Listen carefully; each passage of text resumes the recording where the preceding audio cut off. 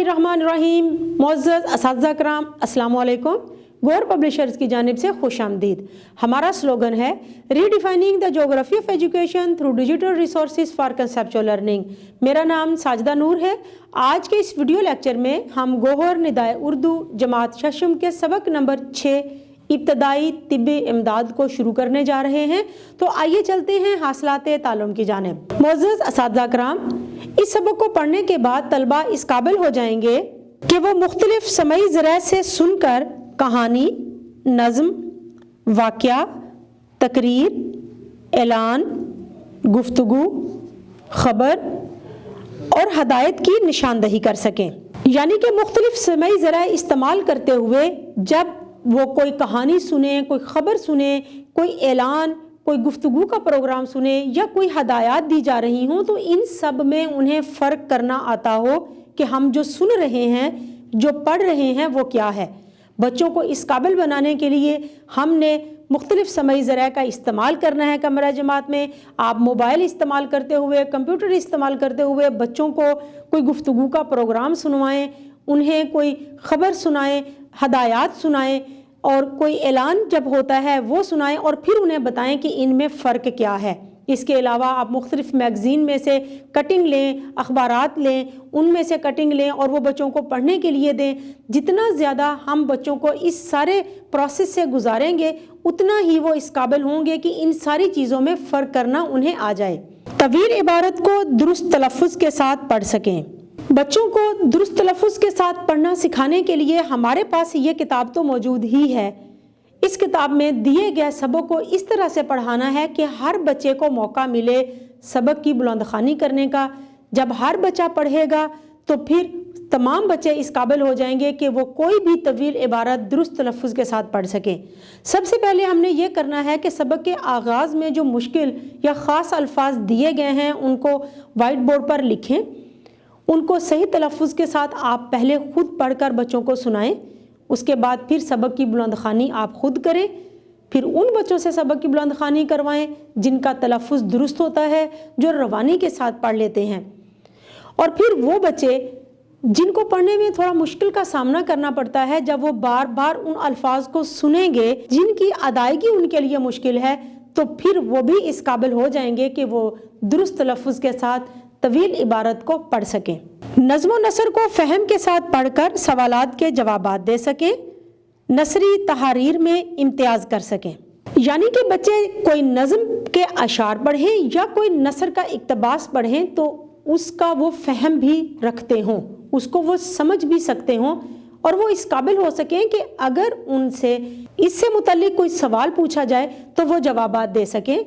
मुख्तलिफ नसरी तहारीर में इम्तियाज़ कर सकें कि जो तहरीर वो पढ़ रहे हैं वो नज़म है या नसर है, और नसर में भी वो मज़मून है, वो कहानी है, वो ख़बर है या वो कोई गुफ्तगू है या कोई मुकालमा है। तो इस मकसद के लिए हमने करना ये है कि जब बच्चों को ये सबक पढ़ा रहे हों तो इस दौरान बच्चों से मुख्तसर सवालात ज़रूर पूछें।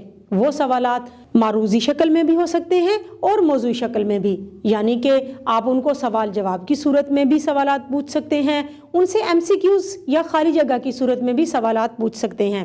जब सबक की पढ़ाई के दौरान हम बच्चों से सवालात पूछते रहेंगे तो हमें पता चल जाएगा कि बच्चों को सबक की समझ आ रही है या नहीं, कि बच्चे तवज्जो के साथ सबक सुन रहे हैं, पढ़ रहे हैं या नहीं। अपनी जमात के मायार के मुताबिक जुमले बना सकें, सादा, मुरक्कब, मुहावरात की मदद से। अल्फाज को जुमलों में इस्तेमाल करना बुनियादी चीज़ है। अगर बच्चे अच्छे जुमले बना लेते हैं तो फिर वो इस काबिल हो जाएंगे कि वो इबारत लिख सकें, वो पैराग्राफ लिख सकें और फिर कहानी लिख सकें और मजमून लिख सकें। बच्चों को हमने मुफरद, मुरक्कब और मुहावरात का इस्तेमाल करने के काबिल बनाना है। सबसे पहले आप बच्चों को ये बताएं कि सादा जुमले क्या होते हैं। सादा जुमले को मुफरद जुमला भी कहा जाता है, यानी वो जुमला जिसमें एक बात की जा रही हो, यानी आज बहुत सर्दी है। और मुरक्कब जुमला जिसमें दो बातें की जा रही हों, आज बहुत सर्दी है इसलिए तुम बाहर मत जाओ। अब इस जुमले में दो बातें की जा रही हैं। اس کے علاوہ محاورات کا استعمال کرتے ہوئے بھی جملے بنانا بچوں کو آنا چاہیے، لیکن یہاں پر ہم نے بچوں کو یہ ضرور بتانا ہے کہ محاورات کو ہمیشہ ان کے غیر حقیقی معنوں میں استعمال کیا جاتا ہے، حقیقی معنوں میں نہیں۔ مثال کے طور پر آگ برسنا، اب آسمان سے آگ برس رہی ہے، اس کا مطلب یہ نہیں ہے کہ آسمان سے سچ مچ میں آگ برس رہی ہے، بلکہ اس کا مطلب یہ ہے کہ بہت زیادہ گرمی ہے، بہت زیادہ تپش ہے۔ تو بچوں کو یہ بتانا ہے کہ جب بھی محاورات کو استعمال کرنا ہے، پہلے ان کے غیر حقیقی معنی جاننے ہیں اور پھر ان کو جملوں میں استعمال کرنا ہے۔ بچوں کو اس قابل بنانے کے لیے کہ وہ اچھے جملے بنائیں، زیادہ سے زیادہ مشق کروائیں۔ ہمارے اس سبق کی مشق میں بھی ایک سرگرمی دی گئی ہے، وہاں سے بھی آپ مدد لے سکتے ہیں، لیکن اس سرگرمی کو سامنے رکھ کر آپ مزید الفاظ اور مزید محاورات تلاش کریں اور ان کے جملے بنوائیں۔ کم از کم 175 الفاظ پر مشتمل مکالمہ لکھ سکیں۔ بچوں کو مکالمہ لکھنا سکھانے سے پہلے زیادہ ضروری یہ ہے کہ ان کے ساتھ کچھ اصول و ضوابط کے بارے میں بھی بات کر لی جائے کہ مکالمہ ہمیشہ شروع کرتے ہوئے پہلے السلام علیکم، وعلیکم السلام جیسے الفاظ سے شروع کیا جاتا ہے، اس کے بعد پھر حال احوال دریافت کرنے کے بعد دیے گئے موضوع پر بات چیت شروع ہوتی ہے۔ مکالمہ لکھتے ہوئے ہمیشہ چھوٹے چھوٹے جملوں کا انتخاب کیا جاتا ہے، لمبی گفتگو نہیں کی جاتی۔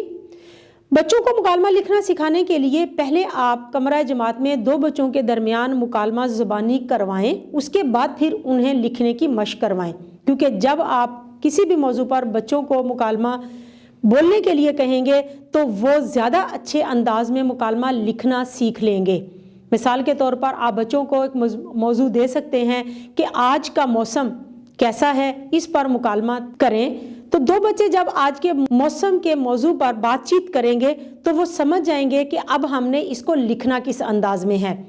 بچوں کی زیادہ سے زیادہ مشق کروائیں، اس کے بعد پھر بچوں کی مکالمہ لکھنے میں مدد ضرور کریں، رہنمائی ضرور کریں، لیکن کوشش کریں کہ بچے مکالمہ خود سے لکھیں۔ واحد جمع کو عربی قواعد کے مطابق پہچان اور استعمال کر سکیں۔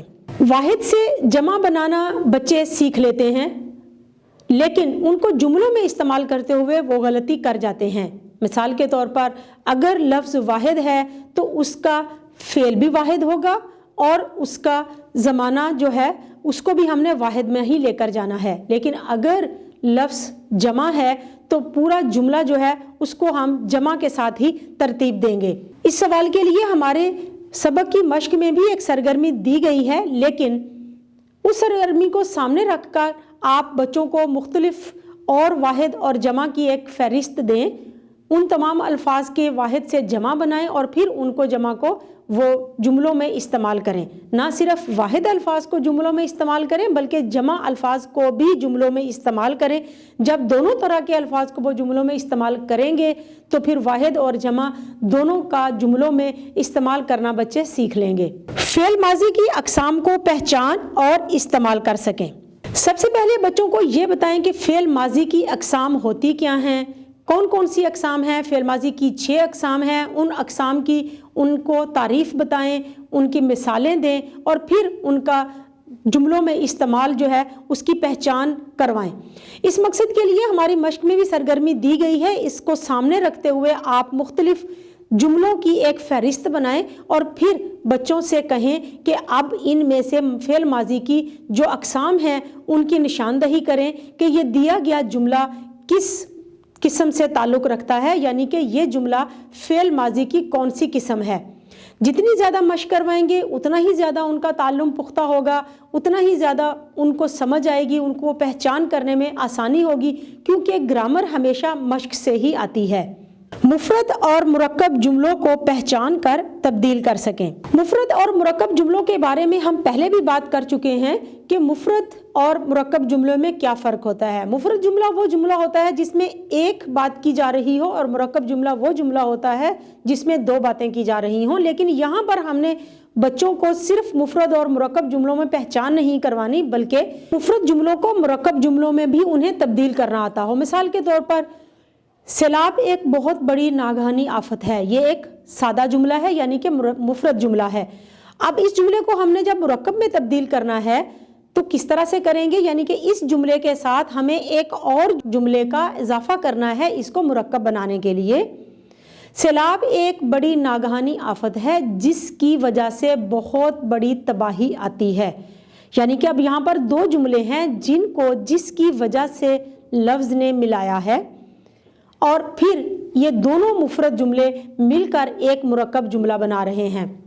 बच्चों को मुफरद से मुरक्कब जुमले बनाना सिखाने के लिए हम करेंगे क्या, एक फहरिस्त तरतीब देंगे मुफरद जुमलों की और फिर बच्चों से कहेंगे कि इनको मुरक्कब जुमलों में तब्दील करें। इस तरह से बच्चे इस काबिल हो जाएंगे कि वो जब भी कुछ लिखेंगे तो वो अपने इक्तबास में, अपनी तशरीह में या फिर मजमून लिखते हुए मुरक्कब जुमलों का इस्तेमाल करेंगे, क्योंकि अब वो बड़ी जमात में जा रहे हैं और यहाँ पर मुरक्कब जुमलों का इस्तेमाल ज़्यादा होता है। मुअज़्ज़ज़ साथिया किराम, उम्मीद है कि आपको आज का ये वीडियो लेक्चर बहुत अच्छा लगा होगा। आपकी मदद के लिए हमारी वेबसाइट www.goharpublishers.com पर scheme of studies, model papers, की बुक्स और लेसन प्लान दिए गए हैं। आप वहां से भी मदद ले सकते हैं। इंशाल्लाह अगली वीडियो में अगले लेक्चर के साथ फिर मिलेंगे। तब तक के लिए अल्लाह हाफिज़।